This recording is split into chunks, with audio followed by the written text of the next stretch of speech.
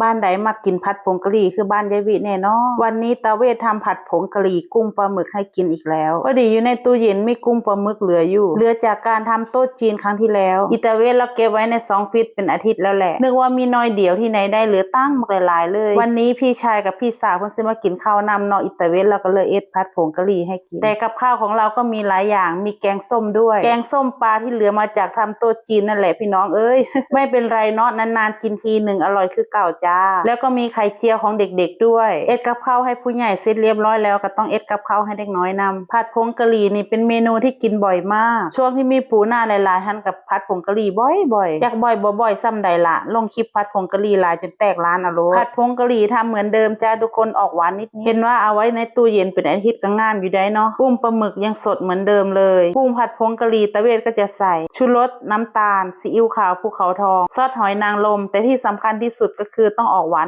หน่อยๆก็คือต้องเอ็ดให้มันหวานนำจ้าถึงจะอร่อยแต่ละมื้อแต่ละคำอิตาเวนแล้วก็สรรหาแนวเอ็ดให้กินตลอดอยากกินอะไรขอให้เอ่ยปากลาวเอ็ดเป็นเบิดซุอย่างนั่นแหละขออย่างเดียวเอ็ดมาแล้วต้องกินผู้เอ็ดก็คือลาวคนกินก็คือเฮาสรุปก็คือมีหน้าที่กินก็พอถ้าเกิดว่าเพิ่นเอ็ดมาแล้วถ้าเฮาบ่อยากกินเนาะถ้าเฮาบ่กินเพิ่นก็เครียดให้เด้บ้านสุเจ้าก็เป็นคือบ้านยายวีอยู่บ่บ้านของยายวีเนาะตอนแรกมาก็กินข้าวส้มกันคือเก่าจ้ามาแรงมาถ้าขาดไผคนใดคนนึงไปก็คือจังไดอยู่เนาะเดี๋ยวนี้ก็เลยเอิ้นอ้ายกับเอ้ยไผมากินข้าวน้ำซุมื้อเพิ่นอยู่2ผัวเมียก็ย่านเพิ่นเหงาเนาะก็เลยเอิ้นเพิ่นมากินข้าวซุ่มกันซุมื้อเอ้ยน้องมากินข้าวซุ่มกันเห็นหน้ากันซุมื้อถามสารทุกข์ซุบดิบกันแค่นี้ก็พอใจแล้วเนาะขั้นตอนสุดท้ายของการผัดผงกะหรี่ก็ใกล้จะเสร็จเรียบร้อยแล้วจ้าผักขึ้นฉ่ายกับต้นหอมลงไปแล้วก็ผัดให้มันแห้งจักหน่อยก็เป็นอันว่าเสร็จเรียบร้อยหน้าตาเป็นจังไดพี่น้องผัดผงกะหรี่เป็นตาแซ่บเนาะเป็นอันว่าผัดผงกะหรี่มื้อนี้สมบูรณ์แบบที่สุดเท่าที่ผัดมาเป็นหยังจังว่าสมบูรณ์แบบก็เพราะว่าเครื่องของมันมีครบหมดเลย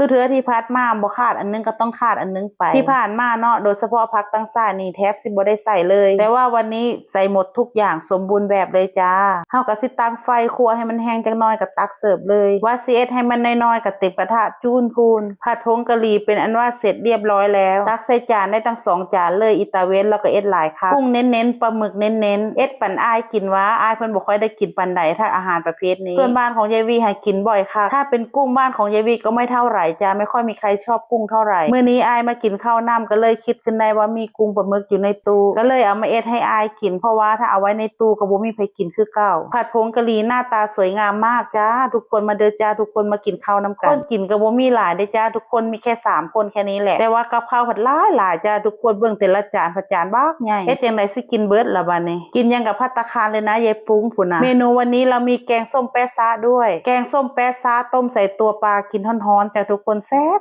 ถึงจะเป็นเมนูที่เหลือมาจากโต๊ะจีนแต่ว่ารสชาติยังกลมกล่อมเหมือนเดิมแกงส้มแป๊ะซะก็อร่อยจ้าทุกคนส่วนผัดผงกะหรี่บ่ต้องเว้าฮอดเกียงตับ